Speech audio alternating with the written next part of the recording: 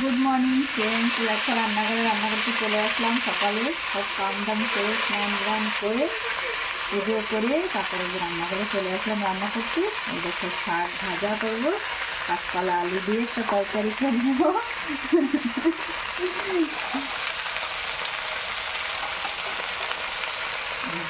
আর সঙ্গে আমাদের দুপুরের খাওয়াও হয়ে যাবে।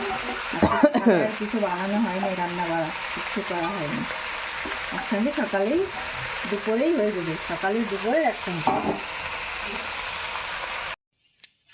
তো দেখো রান্না বাড়ার পরে দুপুরে সবাইকে খেতে দিয়ে দিয়েছি। থালে আছে শাক ভাজা আর কড়াইতে কাঁচকলা আলু দিয়ে একটা সবজি, নিরামিষ। তো সবাই আমরা খেতে বসে পড়েছি, মাকে দিয়েছি, আমার ছেলে খাচ্ছে আর আমিও বেড়ে নিয়েছি। একসঙ্গে খাওয়া দাওয়া করবো সবাই। আর এটা হলো আমাদের দুপুরের খাওয়া দাওয়া।